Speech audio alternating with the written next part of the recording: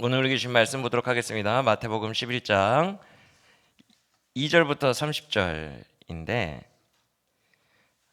다 읽도록 하겠습니다. 마태복음 11장 2절부터 30절 교독합니다. 제가 먼저 읽을게요. 요한이 옥에서 그리스도께서 하신 일을 듣고 제자들을 보내요.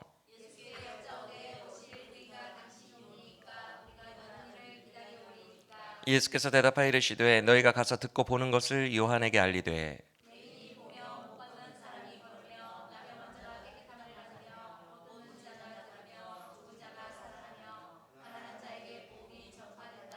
누구든지 나로 말미암아 실족하지 아니하는 자는 복이 있도다 하시니라.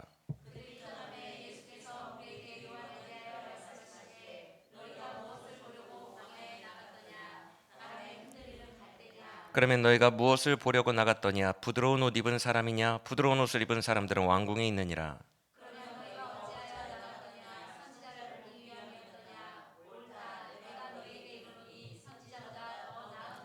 기록된 바 보라 내가 내 사자를 네 앞에 보내노니 그가 네 길을 네 앞에 준비하리라 하신 것이 이 사람에 대한 말씀이니라.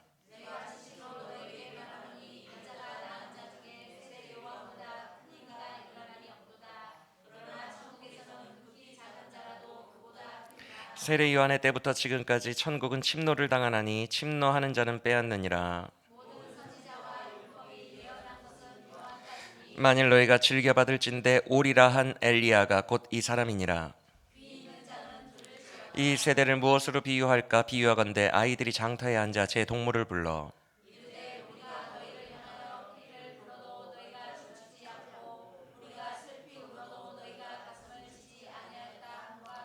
요한이 와서 먹지도 않고 마시지도 아니하며 그들이 말하기를 귀신이 들렸다 하더니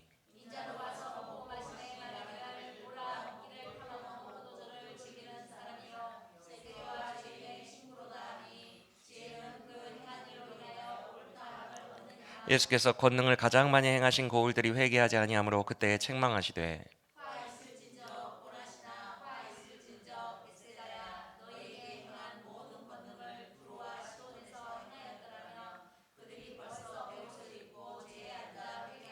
내가 너희에게 이르노니 심판날에 두로와 시돈이 너희보다 견디기 쉬우리라.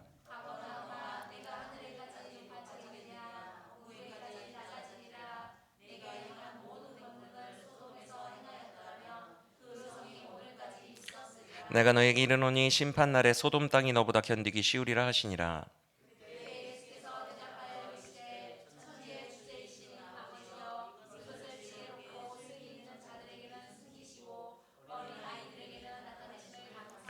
옳소이다. 이렇게 된 것이 아버지의 뜻이니이다.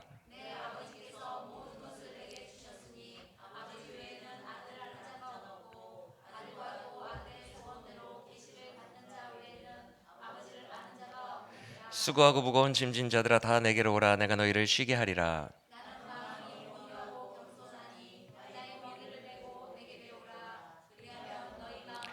함께 읽을게요. 이는 내 멍에는 쉽고 내 짐은 가벼움이라 하시니라.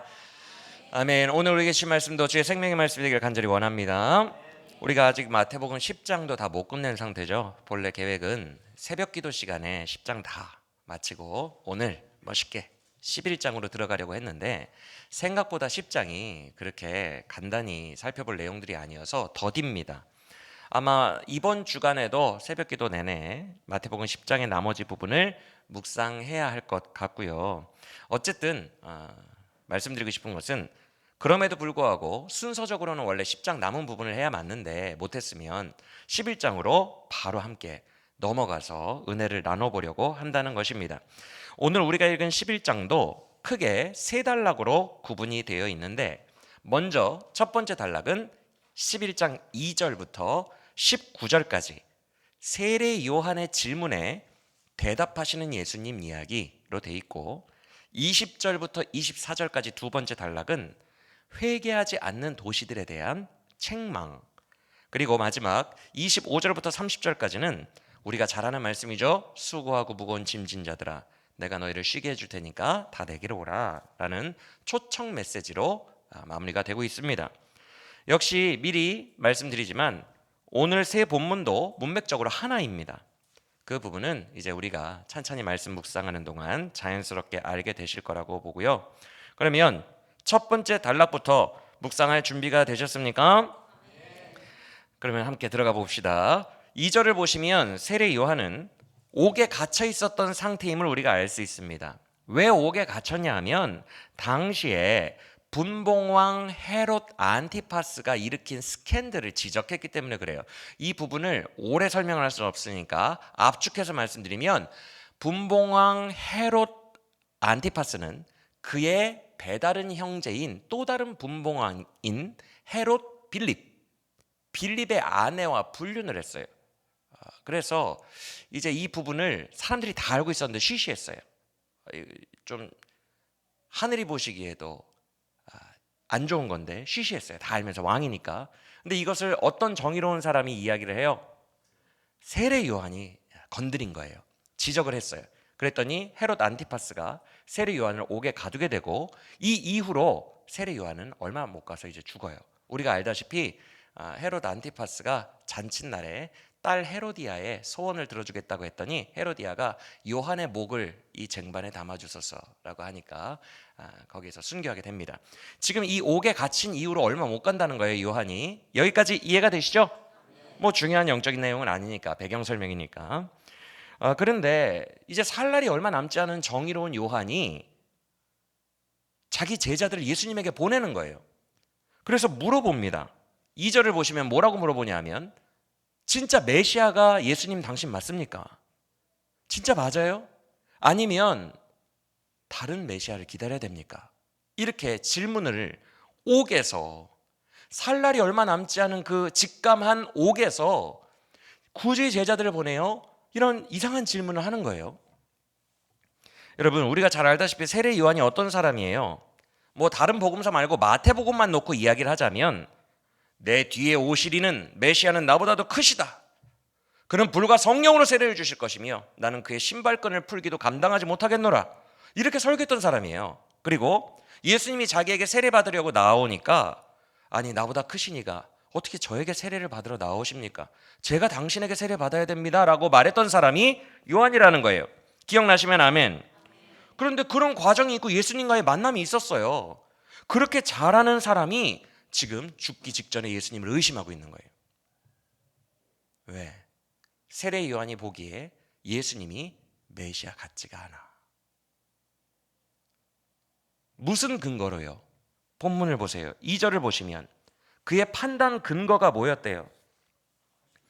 그리스도께서 하신 일들을 듣고 그렇게 판단했대요. 근거가 예수님이 마을마다 돌아다니면서 하신 일을 듣고 그 일이 근거가 되어 판단한 거예요. 그렇죠?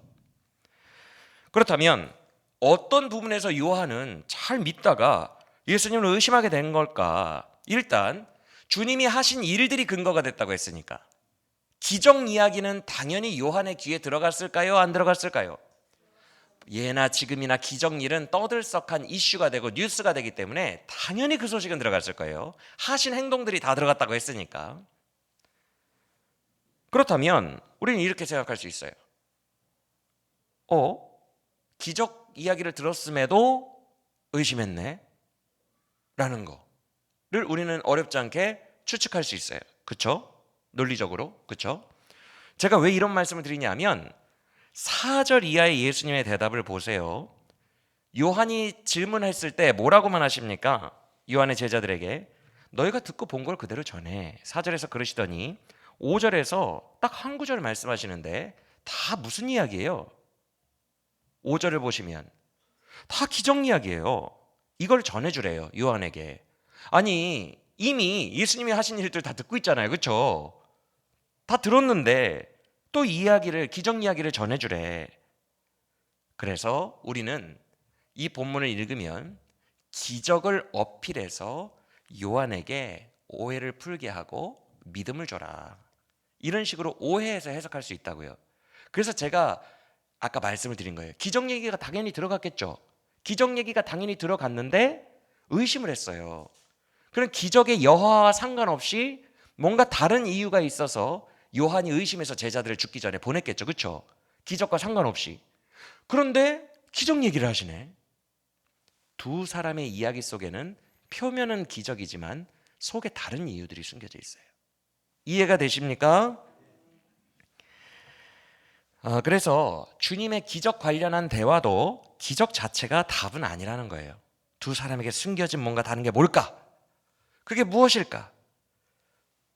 무엇이 요한을 실족하고 의심하게 한 걸까? 힌트들을 보고 올게요. 먼저 오늘 본문 내의 힌트를 보면 18절과 19절로 한번 가보시겠어요? 18절과 19절로 가서 눈으로 보세요. 눈으로 보시면 세례 요한은 어떤 스타일의 삶을 살았어요? 금욕입니다. 금욕. 맞습니까? 반면에 19절에서 예수님은 어떤 스타일의 삶을 사셨어요? 죄인들의 친구 스타일로 먹고 마시면서 살았대요. 맞아요? 둘의 지향점과 스타일이 반대였다는 거예요. 기적이 중요한 게 아니라 둘이 살아가는 방식과 추구하는 바가 반대였기 때문에 죄인들과 먹고 마시고 놀고 있는 예수님을 보며 아니 메시아 맞아요? 의심하고 실족했다는 거예요. 이해가 되시면 아멘. 두 번째 힌트는 우리가 예전에 살펴본 9장 정도에 있는데 보실 필요 없어요. 세례 요한의 제자들이 예수님에게 나옵니다. 그래서 질문합니다. 뭐라고 하죠? 우리 세례 요한 팀과 바리새인 팀은 공통점이 있는데 우리는 금욕하고 금식하고 거룩하게 사는데 왜 예수님 당신의 제자들은 금식을 안 합니까? 왜 거룩하게 살지 않습니까? 그러니까 예수님이 뭐라고 대답하시죠?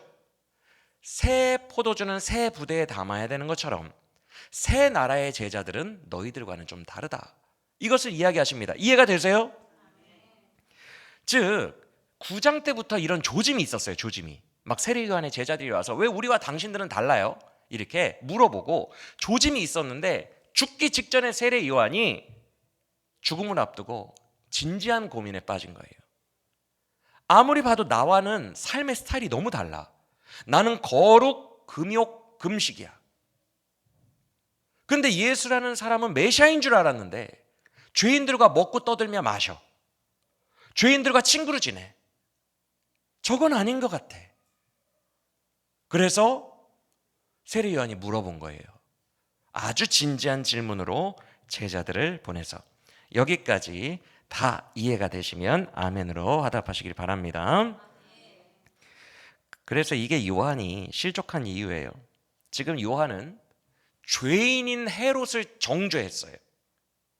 죄인인 헤롯을 정죄해서 옥에 갇혔어요. 정의로운 거룩 그것을 정확하게 지적했고 정의로움 때문에 죽음을 앞두고 있어요. 맞습니까? 그리고 과거의 3장에서 세례 요한이 설교할 때도 독사의 자식들아 회개하라. 너에게 심판이 가까이 왔다. 회개와 이런 강한 메시지를 전했어요. 심판의 메시지를 전했어요. 그러면서 사람들을 책망했어요. 그러면서 그 책망을 할 수 있도록 본인은 어떻게 살아요? 책망할 것이 없는 자로 살아요. 이해가 되십니까?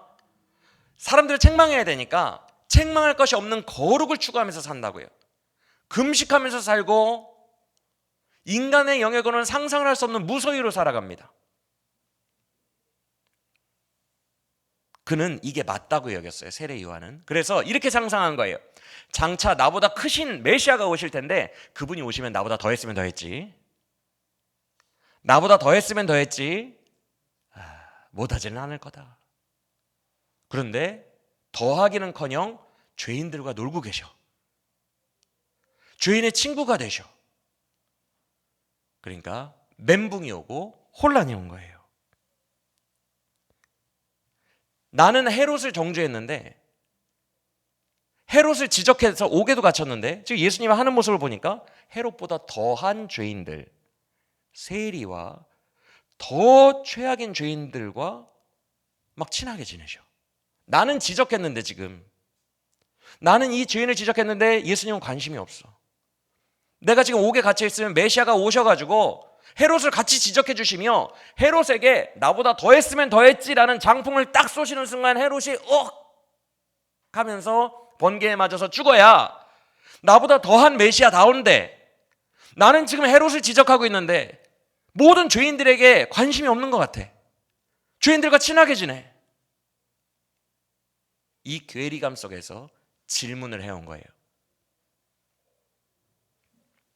오히려 내 팀과 되게 비슷하게 금욕하고 금식하고 거룩하게 살려고 노력하는 바리새인들한테만 뭐라고 해. 예수님이 하신 일들을 듣고라고 했죠. 들어보니까 책망하는 존재가 내가 책망하는 헤롯 같은 죄인들을 책망하는 게 아니라 나처럼 거룩하게 살려고 애쓰는 바리새인들을 책망하신대, 예수님이. 그래, 죄인들이랑 친하게 지낸대. 이게 대체 뭐야? 이게 메시아야? 멘붕이 온 거예요. 사랑하는 여러분, 오늘 본문 11장은 예수님을 받아들이고 싶어도 도저히 받아들이지 못하고 걸림이 되는 자들에 대한 말씀이에요. 11장은. 그리고 우리가 다음 주에 배울 12장은 적극적으로 예수님을 대적하는 자들, 반대하는 자들의 이야기예요. 오늘 본문에 세 단락이 있다 그랬죠. 이 세 단락을 통해 회개하지 않는 도시들, 그리고 세례 요한, 이런 사람들, 주님을 못 받아들이는 거예요. 받아들이고 싶은데 정서적으로 이게 가치관적으로 이해가 안 돼. 그래서 못 받아들이고 회개하지 못하고 예수님에게로 오질 않아. 이렇게 적극적으로 대적하진 않지만 못 받아들이는 사람들, 이 사람들에 대해서 말씀하시는 게 오늘 본문 11장이라는 거예요. 이해가 되시면 아멘. 그래서 6절을 보시면 요한의 제자들을 돌려보내시면서 뭐라고 당부하십니까? 읽어볼까요? 이건 시작. 누구든지 나로 말미암아 실족하지 아니하는 자는 복이 있도다 하시니라. 이게 요한에게 하신 당부예요.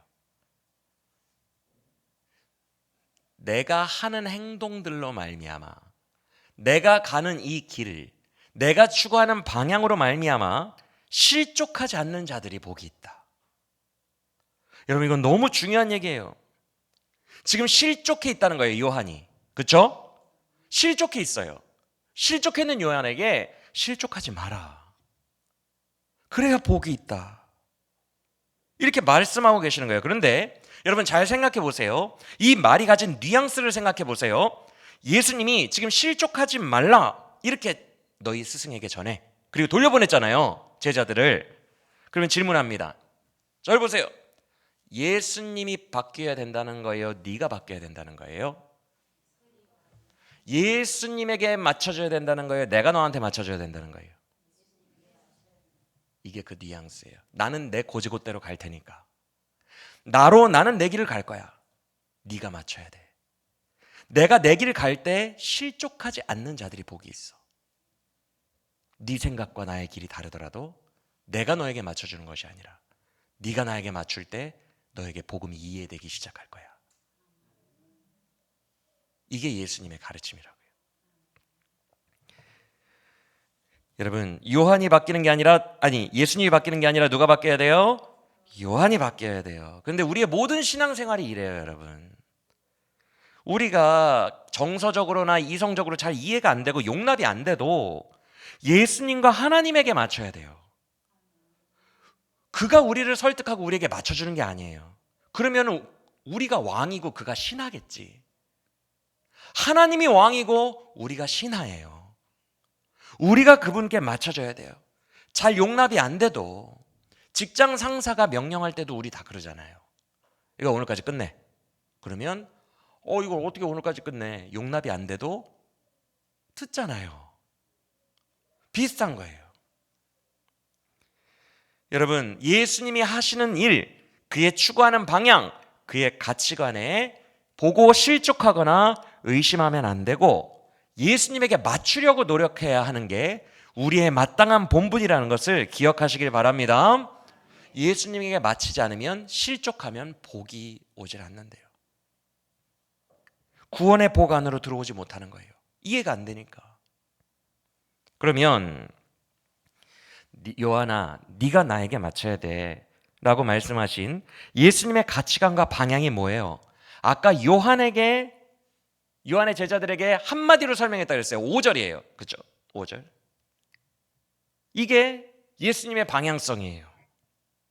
근데 제가 아까 말씀드렸지만 기적 여하는 일단 생각하지 말고 보시라 그랬어요.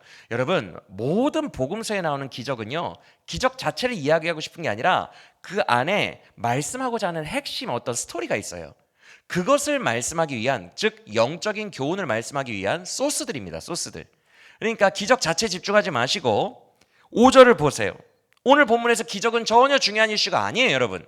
아까 잠깐 우리가 같이 읽어봤지만 고라시나 벳세다야, 내가 너희에게 권능을 행한 것을 소돔과 고모라나 두로와 시돈에서 행했으면 그 사람들 진작 회개했을 거야. 내가 너희들에게 기적을 보여준 게 수만 번인데 이 정도로 기적을 보여줬는데도 너희들은 회개하지 않는구나 라고 책망하신 장면 봤어요, 안 봤어요? 기적은 의미가 없어요. 의미가 없다고요. 오늘 본문에서 아무 이슈가 되지 못합니다. 그러니까 지금 5절에서 기적 이야기를 해주셨어도 우리는 기적에 매이지 말고 그 속에 있는 내용을 봐야 된다는 거예요. 이해가 되시죠? 그러면 5절에서 우리가 발견할 수 있는 방향성은 뭐예요? 여러분, 맹인과 앉은뱅이 나오죠? 치유사역으로 고침받은 장애인으로 보지 마시고 성경에서 잘 기억해 보세요. 맹인 바디메오 직업이 뭐였어요? 맹인 바디메오 직업이 뭐였어요? 거지. 거지. 우리 전민환 교수님 역시 성경을 잘 아세요. 그리고 우리가 최근에 요한복음 9장에서 배웠던 실로암 묵가에 가서 눈이 씻겨졌던 그 맹인의 직업이 뭐였는지 사람들이 뭐라 그랬어요? 옆에서 저자는 거리에서 뭐 하던 자가 아니냐라고 얘기했어요. 구걸. 당시의 맹인은 거지예요. 사도행전 3장에서 베드로가 일어나 걸어라, 나사렛 예수의 이름을 일어나 걸어라 했던 그 앉은뱅이 뭐 하고 있었어요? 미문 앞에서. 기적에 함몰되지 마시고 본문의 내용을 보시라고요. 나는 거지들에게 찾아간다. 그 다음에 나병 환자가 나와요. 나병 환자는 어떤 자예요? 하나님께 버림받은 자예요. 왜 버림을 받았어요? 나병 환자는 진영 바깥으로 격리가 돼요. 그렇죠? 이 말은요, 왜 사람들이 그들을 너는 버림받았어, 최악의 죄인이야, 너는 하나님도 구제하지 못할 거야, 이렇게 사람들이 손가락질하면서 죄인이야 죄인이야. 그런 이유가 뭐냐면 나병 환자는 죄의 사함을 받기 위해서 성전에 들어와서 제사를 지낼 수 있어요, 없어요? 그게 불가능하다고 명령이 내려진 사람들이에요. 죄의 사함이 불가능하다고 명령이 떨어진 사람들이라고. 그러니까 사람들이 너는 아예 성전에 못 들어오네? 그리고 하나님이 버린 자식이네? 공식적으로 하나님이 버린 자식, 나병 환자라고요. 나는 거지들에게 간다. 나는 나병 환자, 하나님께 버림받은 세상의 끄트머리 있는 사람에게 나는 간다. 나는 그 사람들에게 관심이 있다. 나는 죽은 자에게 관심이 있고 듣지 못하는 자들이 들을 수 있도록 하나님의 말씀을 듣게 하는 것에 관심이 있고 가난한 자에게 복음을 전한다. 이게 5절의 핵심입니다. 내 관심은 세상의 끝자락에 있는 자들을 구원하는 거야. 우리가 지난 9장에서 배웠죠? 건강한 사람에게는 의사가 필요 없으되 병자들에게는 의사가 필요하니 나는 의사로서 왔고 죄인들과 병자들을 위해서 왔다. 이렇게 말씀하셨습니다. 기억나십니까? 그때 9장과 똑같은 문맥을 이야기하시는 거예요. 세례 요한에게 가서 전해라. 내 모든 관심은 거지, 죄인, 죽은 자, 주의 말씀을 못 듣는 자, 가난한 자들에게 가 있어. 나는 그들에게 사역을 하고 있다. 이게 내가 가는 길이고 이게 너에게 걸림이 된다면, 실족한다면 너는 새 부대에 담는 새 나라에 들어올 수가 없어. 네가 실족하지 않아야 복이 있단다. 네가 나에게 맞추고 네가 나에게 바꿔라. 이렇게 말씀하시는 거예요. 여기까지 다 이해가 되십니까?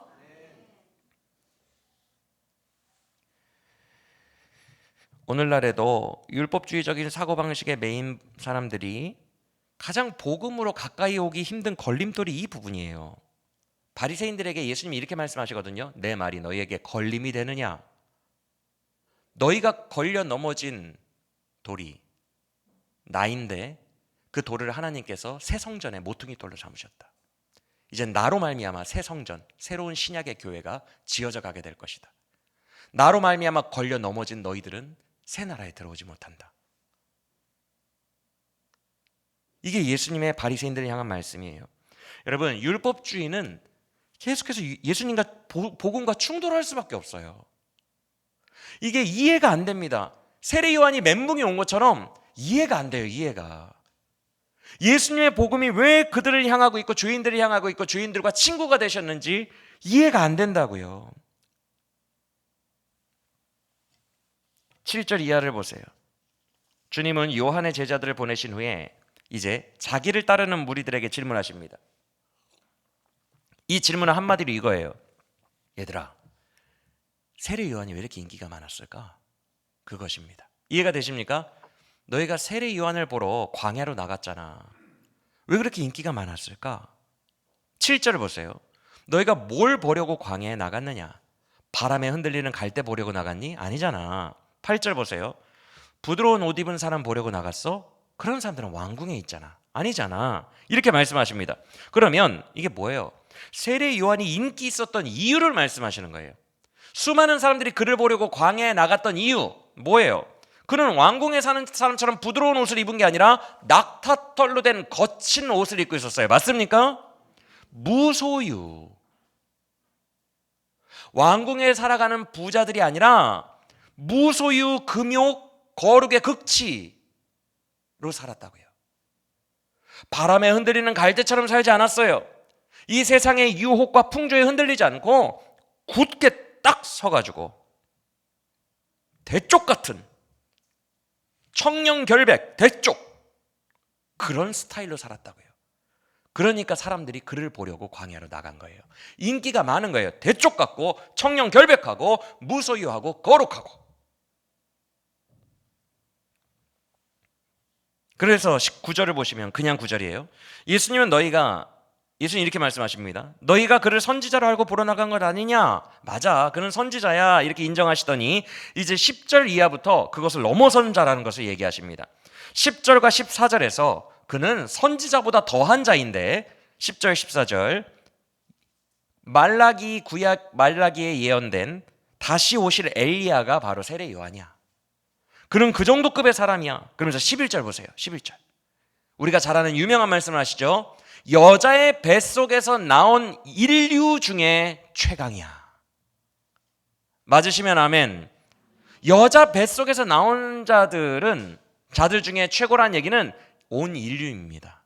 여러분, 저는 이 말씀에 근거하여 단언하건대 석가모니보다도 세례 요한이 더 거룩하게 살았던 것 같아요. 거룩의 극치.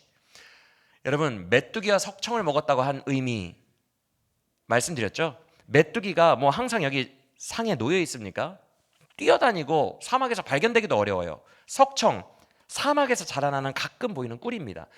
그는 낙타털로 옷을 입고 메뚜기와 석청을 먹으며 살았더라. 이 말은 뭐냐면 의식주를 1원1장 쌓아놓고 살지 않았다는 거예요. 그냥 메뚜기가 지나가면 아이고 오늘 3일 굶었는데 하나님이 주셨구나. 먹어요. 아이고 오늘 꿀이 발견됐네. 하나님이 주셨구나. 먹어요. 자기가 뭔가를 모으고 자기가 자기의 소유를 가지고 거기에서 하루씩 떼어다가 먹는 게 아니라 그냥 정말로 다 해탈한 거예요. 해탈. 다 내려놓은 거예요.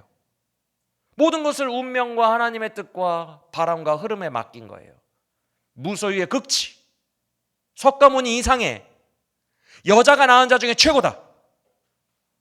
그가 세례 요한이었다는 거예요. 근데 중요한 얘기가 있어요. 13절을 보세요. 이렇게 칭찬을 해놓으신 다음에 모든 구약 성경이 예언한 것은 누구까지다? 이게 무슨 말이에요? 여러분, 앞서 제가 9장 말씀드렸던 거 기억하시죠? 새 포도주는 새 부대에 담아야 된다. 구약이 아니라 신약은 이제 새로운 나라가 열릴 거다. 구약의 느낌이 아니다 라고 얘기하셨던 거 기억나시죠? 세례 요한이 딱 구약의 끝이다. 구약이 예언한 건 요한까지다. 이제 세례 요한까지가 중요한 게 아니라 새로 열리는 예수의 나라, 신약 성경이 중요하다는 거예요. 새 나라가 열렸다는 거예요. 율법이 예언한 것도 요한까지라는 거예요. 요한은 그 율법의 기준으로 여자가 낳은 자 인류 중에서 최고라는 거예요. 여기까지 이해가 되시고 잘 따라오셨습니까? 근데 문제가 뭐예요? 11절과 12절에 예수님이 이렇게 말씀하셨다는 거예요. 11, 12절은 여러분이 한번 읽어보겠습니다. 시작.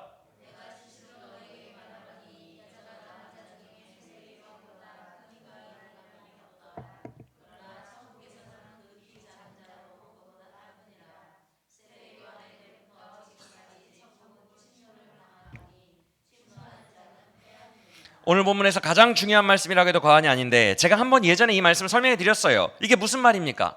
천국은 여러분 욕심내면 막 빼앗을 수 있어요. 그러니까 지금부터 헌금 잘하고 신앙생활 잘하면 천국에서 세례요한보다 더 큰 자가 됩니다. 열심히 신앙생활 하세요. 이런 의미가 아니에요. 천국이 침노한다는 얘기가 여러분이 열심히 신앙생활하면 천국에서 높은 자리 그랜저 타고 다닙니다, 이 뜻이 아니라는 거예요. 자, 보세요. 본문을 정확하게 보세요. 방금까지 예수님은 요한을 구약의 인물로 딱 한 개를 그으셨어요. 맞습니까? 그리고 구약의 기준으로 했을 때, 율법 기준으로 했을 때 인간계의 최고급이라고 말씀하셨어요. 여기까지 맞습니까? 여러분, 최고급이에요. 최고급. 비교급이 아니에요. better than이 아니라 best예요. best. best는 한 명을 말해요. 한 명. 그 꼭지점의 선자를 말하고 있다고요, 지금. 그런데 방금 읽은 11절을 보시면 최하급이 나와요. 비교급이 아닙니다. 영어와 헬라어는 같은 언어권이에요. 영어권 사람들은 최고급과 최하급이 있어요. 꼭지점이 있다고요. 근데 지금 요한에게만 최고급을 쓴 게 아니라 천국에서 극히 작은 자라는 말 보이십니까? 이게 그냥 천국에서 되게 낮은 자들 있잖아, 이렇게 뭉뚱그려 말한 게 아니에요. 천국에서 가장 아래에 꼭지점에 있는 사람을 말한 거예요. 극히 작은 자라는 단어 자체가. 이해가 되시면 아멘. 그러면 이게 무슨 얘기가 되겠어요, 여러분? 율법의 의로는 흠이 없는 인간계 최강자가 천국에서 가장 끄트머리 있는 자에 못 미친다라고 얘기했거든요. 세례 요한 천국 간다는 거예요, 못 간다는 거예요? 못 간다는 거예요. 구약의 율법의 석가모니처럼 살아도 천국에 못 간다는 거예요. 그 얘기를 하고 싶은 거예요. 천국에서 가장 최하점에 있는 자보다 인간계 최강이 더 낫다. 세례 요한도 천국에 못 간다.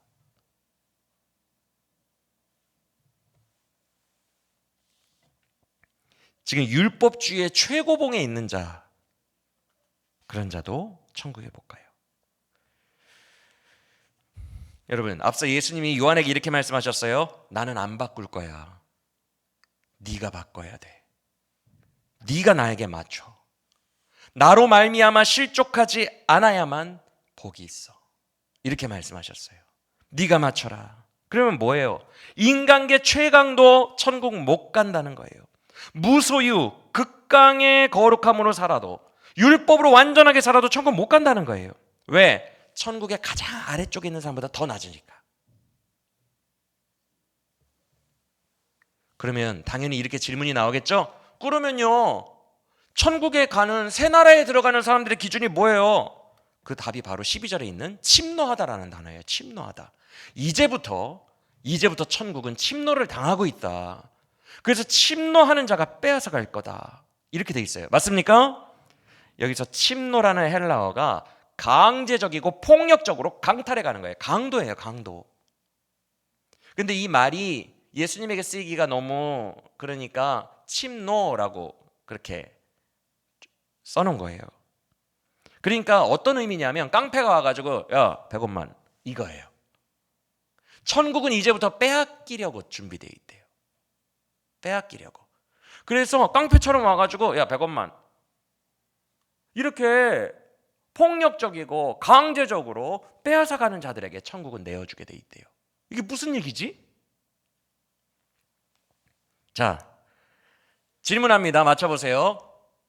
천국의 문을 열고 정말 강력한 강제력으로 내놔 뺏는 강제력을 가진 사람이 누구일까요? 예수님이에요. 그 얘기를 하는 거예요. 내가 이제는 천국을 뺏어와서, 왜? 권능이 있으니까. 그 권능과 거룩하심으로 하나님의 아들 되심으로 내가 천국에게 명하여 이를 갖고 와. 근데 이게 그냥 폭력적인 것이 아니라 합당한 대가인 십자가를 지시고 가져와, 내 자녀들에게 줄 테니까 해서 뺏어와서 주는 방식으로 새 나라가 채워진다는 거예요. 할렐루야.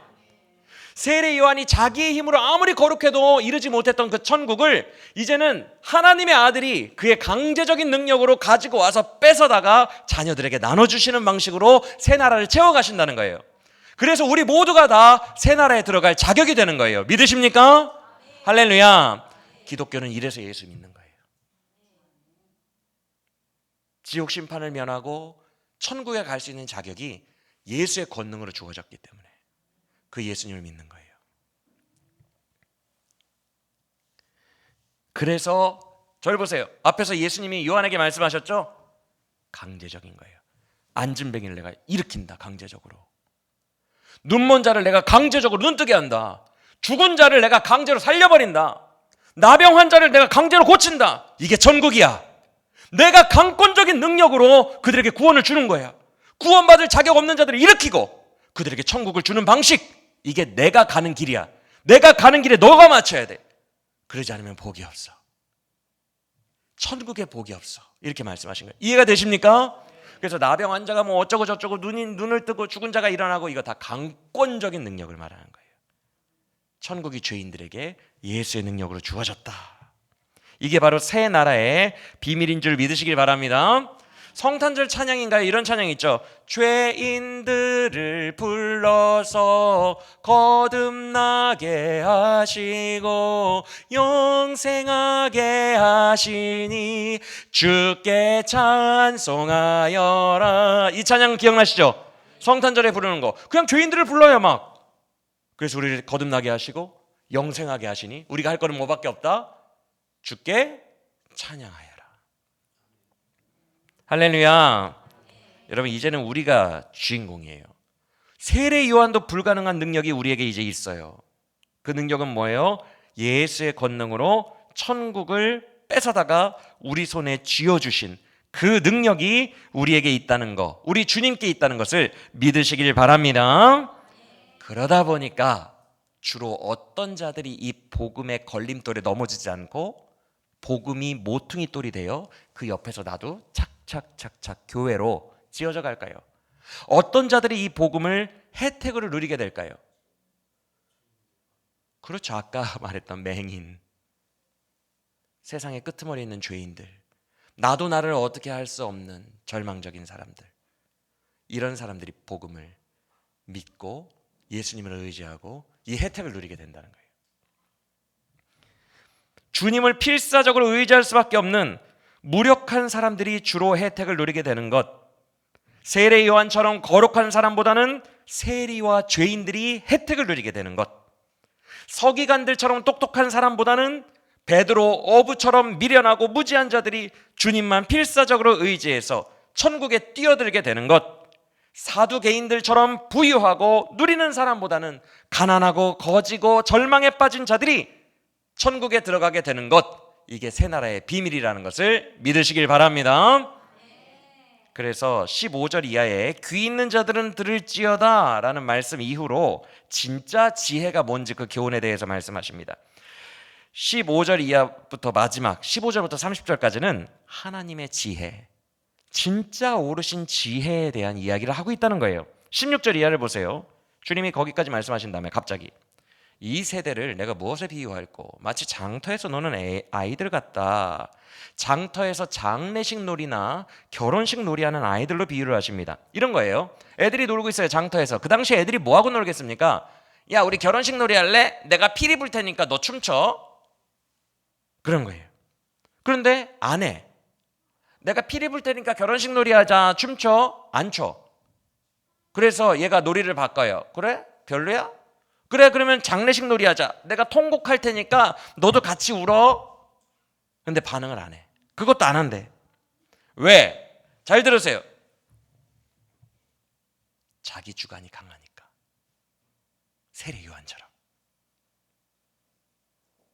자기 주관이 강해서 예수님이 가는 길을 실족하는 자는 천국에 들어오지 못합니다.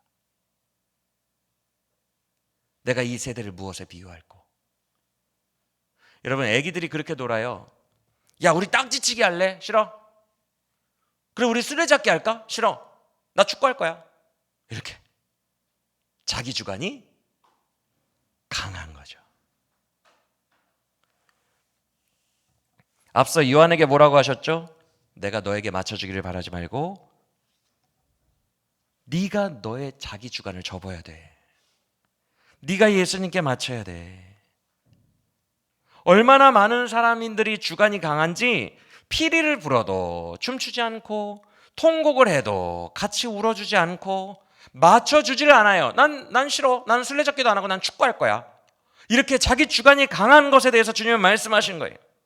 그러면서 그 구절에서 뭐라고 하십니까? 세례 요한이 왔을 때는 금식하고 그러니까 귀신 들렸나 봐. 그렇게 비판하던 자들이, 세례 요한에게 맞춰주지 않던 자들이 이제는 예수가 와서, 인자가 와서 죄인들과 같이 먹고 마시니까 죄인의 친구고 탐욕쟁이야. 이렇게 비판하고 나에게 안 맞춰준다는 거예요.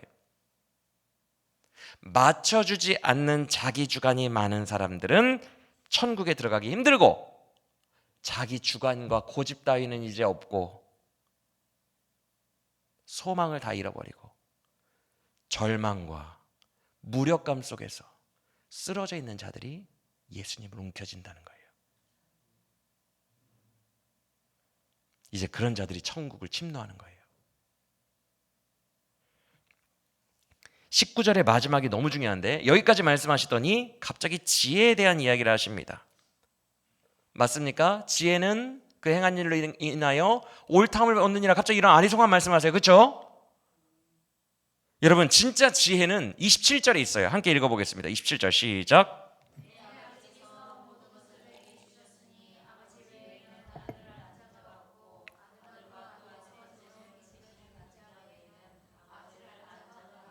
지금 이 말씀을 왜 하는 것 같아요? 아버지를 아는 자가 없고 아들을 아는 자가 없다. 이 얘기를 왜 하는 거예요? 아버지 성부와 하나님과 아들 예수님을 아는 것이 지혜라는 거예요. 근데 이 세대는 하나님과 예수님을 아는 자가 없대요. 진짜 지혜가 없는 거예요. 왜? 자기 주관이 강하니까.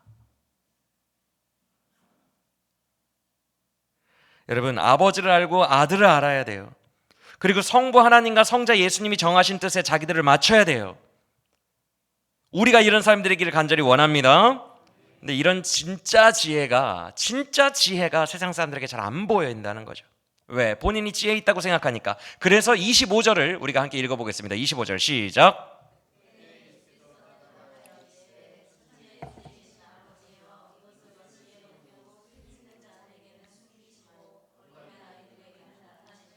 그래서 제가 처음부터 오늘 본문은 다 한 문맥이라고 이야기를 드린 거예요. 세례 요한, 자기 주관이 강하고 슬기롭고 지혜롭다고 생각했던 세례 요한이 오히려 천국에 못 들어와요. 계속 그 얘기를 하다가 예수님이 마지막에 아버지께 혼자 기도하시는 거예요. 참 아버지 옳습니다. 감사합니다. 본인이 슬기롭고 지혜롭다고 생각하는 사람들에게는 이 지혜를 감추시고 어린 아이들처럼 미련한 자들에게 이것을 드러내시니 주님이 옳습니다. 이렇게 기도하고 오늘 본문이 맞춰지는 거예요. 한 문맥인 거 이제 이해가 되시죠? 지혜의 이야기예요. 지혜의 이야기. 누가 구원받느냐는 이야기예요. 26절도 읽어볼까요? 26절 시작. 와, 이게 아버지의 뜻이래요. 이게 너무 중요해요, 여러분. 아버지의 뜻이래요. 어린아이처럼 약하고 무기력하고 무지한 자들에게 나타내시고 슬기롭고 지혜로운 자들에게는 감추시고, 이게 누구의 뜻이다? 아버지의 뜻이래. 이것을 예수님이 두 마디를 합니다. 25절 제일 마지막에 감사합니다, 찬양하고요. 26절 제일 처음에 옳소이다라고 인정합니다. 맞습니까? 이게 성도들이 해야 되는 두 가지예요. 찬양과 옳습니다. 예수님의 고백이 우리의 고백이 되어야 된다고요. 그래서 19절, 아까 잠깐 넘어갔던 19절의 마지막 부분 다시 보세요. 주님이 뭐라고 하세요? 지혜는 그 행한 일로 인하여 옳다함을 받느니라. 여러분, 이제 단어와 의미가 약간씩 맞춰지고 전체 문맥이 일치한다는 게 이해가 되십니까? 일치해요. 다 같은 얘기예요. 지혜는 행한 일로 말미암아 옳다함을 얻느니라. 그런데 아래 각 줄을 보세요. 행한 일이 다른 사본들을 보면 뭐라고도 돼 있대요? 자녀들이라고 돼 있대요. 여러분 뭘로 해석해도 괜찮아요. 어떤 사본에는 이게 행한 일로 돼 있고 어떤 사본에는 자녀들이라고 돼 있는데 뭘로 번역해도 상관없어요. 여러분 잘 들으세요. 절 보세요. 이제 거의 끝나가니까 절 보세요. 집중하세요. 미련하고 맹인이고 거지고 가난하고 죽음 앞에 있고 이렇게 마음이 되게 겸손해진 자들. 아유 난 뭐 자기 주관 그런 거 없어. 난 내 삶이 너무 힘들어. 자기 주관이 뭔 자기 주관이야. 그냥 아무 힘도 없어 나는. 이런 자들을 구원하시고 이런 자들에게만 복음을 나타내시고 세례 요한처럼 나는 이해가 안 돼요 주님. 아니 헤롯과 같은 사람들을 혼내야지. 지금 뭐 하고 있는 거예요? 세례 요한처럼 자기가 소위 슬기롭고 지혜롭고 거룩하고 다 가졌고 많은 사람들에게 인기가 있고 우러러 보이고 이런 사람들에게는 감추신 것. 이게 누구의 뜻이라고요? 그러면 여러분들의 결론이 이렇게 나와야 돼요. 하나님은요 신자들에게 찬양을 받으시는 분입니다. 신자들에게. 자기 자녀들로 인하여 지혜는 옳다함을 얻느니라. 자녀들만 찬양을 해요. 여러분 세상이 교회를 칭찬하려고 헛된 노력하지 마세요. 이거는 기독교 세계관이 아니에요. 세상은 어차피 우리 시대뿐만 아니라 과거에도 기독교를 미워해요. 세상에 이쁨 받으려고 그들에게 맞춰주지 마세요. 예수님이 지금 요한에게 맞춰줬어요? 요한에게 네가 맞춰야 된다라고 얘기했어요. 나는 내 갈 길을 갈 거야. 나는 내 방식대로 구원할 거야. 네가 거기에 실족하지 않고 날 따라왔으면 좋겠구나. 네가 맞춰야 된다. 그런데 세상에 율법주의적, 인본주의적 세상에 많은 사람들 그 사람들에게 맞춰서 복음을 변질시키면 안 된다고요. 어차피 하나님의 뜻은 신자들에게만 찬송받게 돼 있어요. 그래서 원래 예배는 물론 불신자들이 들어와서 예배 때 말씀 듣고 구원받는 그 케이스도 있지만 그것도 예배의 장치 중에 하나이지만 기본적으로 예배는 하나님이 나를 구원하셨음을 믿는 신자들이 드리는 거예요. 중심이 되어서. 맞습니까? 예배는 신자들이 드리는 거고 신자들은 이 원리를 알아요. 이 복음을 이해했어요. 이 지혜가 나에게 임했어요. 그래서 두 마디 말을 합니다. 예수님이 말씀하신 것처럼 감사합니다. 나 같은 어린아이에게 이것을 깨닫게 하시고 구원하여 주시니 감사합니다. 그리고 또 하나 주님이 옳습니다. 두 마디를 하게 된다는 거예요. 이게 신자들이 예배 때 하는 행위 찬양이에요. 할렐루야. 어차피 신자들에게만 찬양받아요. 세상으로부터 기독교는 인정받을 생각 자체를 하지 마세요. 칭찬받을 생각 자체를 어차피 안 해줘요. 그들의 기독교를 딱 복음의 본질을 들으면 뭐야 복음 왜 저래? 세례 요한처럼 반응한다고요. 복음에 반응할 수 있는 사람들은 한 부류밖에 없어요. 익은 곡식. 너무 마음이 아파하고 나도 내가 어떻게 할 수 없는 어두운 터널 같은 것에 있어서 겸손해져서 고개가 쑥 숙여진 익은 곡식들만 복음을 받습니다. 이게 기독교 세계관이에요. 꼭 기억하시기를 간절히 원합니다. 그래서 자녀들로 해석해도 맞고 행한 일로 말미암아 이것도 맞아요. 왜냐하면 자녀들에게 행하신 일로 말미암아 옳다함을 받으니까. 이해가 되시면 아멘. 이 세상은 이 하나님을 인정하지도 못하고 지혜를 받아들일 수도 없습니다. 구원받은 자들에게만 하나님은 높임을 받으신다는 것을 기억하시길 바랍니다. 그래서 20절 이하에 이제 두 번째 문맥을 잠깐 보시면 믿지 않는 도시들을 책망하시는 거 이거 기적 이야기 아닙니다, 여러분. 기적 이야기가 아니라 주님이 기적을 엄청나게 권능을 행하셨어도 20절 보세요. 권능을 많이 행하시니라 그랬죠. 권능을 엄청 많이 행하셔도 어차피 안 믿죠. 그렇죠? 기적 이야기가 아니라 주님이 지금 말씀하시는 게 있어요. 23절에 가버나움아라고 말씀하시는 거 보이시면 아멘. 뭐라고 하죠, 주님이? 너 어디까지 교만해질래? 또 어디까지 자기 주관을 내세우며 어디까지 교만해질래 대체? 교만한 자는 음부에까지 낮아질 거야. 맞습니까? 지금 기적 이야기를 하는 게 아니에요. 교만을 이야기하는 거예요. 그 위에 21절 이하를 보면 두로와 시돈 이야기가 나와요. 두로와 시돈에서 내가 이 정도 기적을 보여줬으면 그 아이들은 다 믿었을 거다, 이렇게 말씀하시죠. 그렇죠? 두로와 시돈이 어떤 나라냐면, 두로, 제가 말씀드렸어요. 두로는 해상 도시예요. 다 절벽으로 돼 있어요. 사면이 천혜의 요새입니다. 난공불락이에요. 바다 위에 있어요. 그래서 점령이 안 되고 그곳은 천혜의 요새 같아가지고 오늘날의 스위스 은행처럼 전 세계의 통화와 무역을 관장했던 곳이에요. 그래서 배 두들기면서 살았어요. 두로 사람들은 얼마나 교만했는지 몰라요. 누가 덤벼봐. 사면이 다 깎아지는 절벽으로 돼 있는 섬이에요. 딱 항구만 열려 있어요. 항구만. 거기에 온 세계의 부를 다 쌓으며 교만을 이렇게 행해요. 근데 그거 누가 멸했다 그랬죠? 알렉산더 대왕이 거기까지 길을 내버려요. 아예 바다에 길을 내버려요. 야, 흙포와 길을 내버려서 그 길을 만든 후에 두로를 점령하고, 알렉산더가 화가 났는지, 이제까지 버틴 게 화가 나잖아요. 고생했으니까.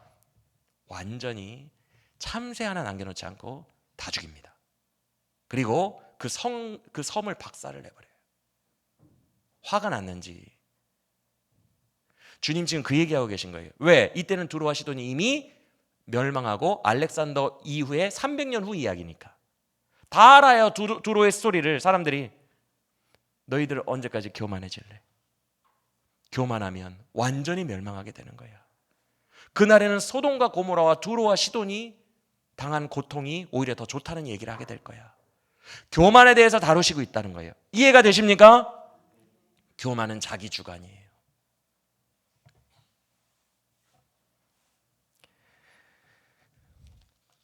사랑하는 여러분, 그래서 오늘 본문의 마지막 부분 초청이 뭐예요? 28절부터 30절까지. 그래서 이 이야기가 나오는 거예요. 여기까지 여러분들이 주의 말씀의 흐름을 따라오셨다고 믿습니다. 이제 마지막 28절부터 30절 읽어보세요. 왜 이렇게 끝나는지. 시작.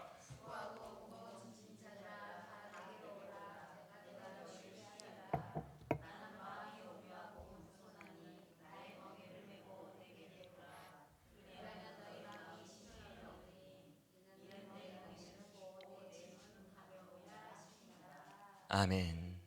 어떻게 끝나요? 나에게 겸손함과 온유함을 배워라. 교만 얘기하셨죠? 자기 주관 얘기하셨죠? 그렇죠? 오늘 문맥이 계속 마지막이 다 내게로 와서 나에게서 배우라. 나의 멍에를 지라. 두 가지만 배우면 된다. 온유와 겸손. 여기 온유라는 단어가 뭔지 제가 예전에도 많이 설명을 드렸어요. 이 온유라는 헬라어 뭐예요? 소나 말이 말을 안 들으니까 코를 뚫어버리는 콧뚜레를 말합니다. 이 온유가. 그래서 우리가 말한 것처럼 저 사람 왜 이렇게 따뜻하고 온유해? 그 뜻이 아니라 길들여지고 자아가 없다는 뜻이에요. 지금 자기 주관에 대해서 계속 얘기하셨죠. 그리고 교만에 대해서 이야기하셨죠. 그 반대예요. 길들여지고 자기 주관이 없고 겸손함을 나에게 배워야 너희의 마음이 그때의 쉼을 얻게 될 거야.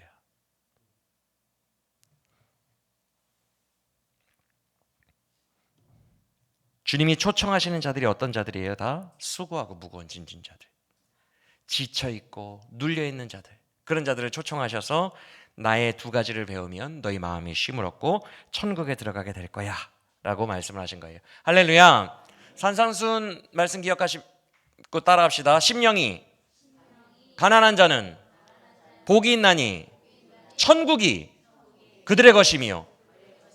심령이 가난한 자가 천국을 가져요. 주님은 지금 겸손과 온유를 배우고 심령이 가난해져야 천국을 가질 수 있다고, 침노할 수 있다고 말씀하고 있다는 것을 꼭 기억하시길 바랍니다. 여러분, 두 가지만 적용하고 말씀을 마칩니다. 우리 신자들도요, 마음의 쉼을 얻지 못할 때가 있어요. 마음에 수고하고 무거운 짐을 지고 살 때가 있어요. 왜 그러냐 하면 자기 주관이 강하기 때문에 그래요. 지금 자기 주관이 강하니까 예수님이 내 삶에 하는 일마다 다 실족하고 넘어지고 화가 나는 거예요. 예수님, 나 지금 제일 중요한 사업 이때에 왜 나 병 걸리게 했어요?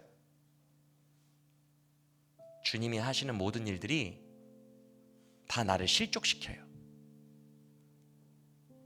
자기 주관이 강하니까.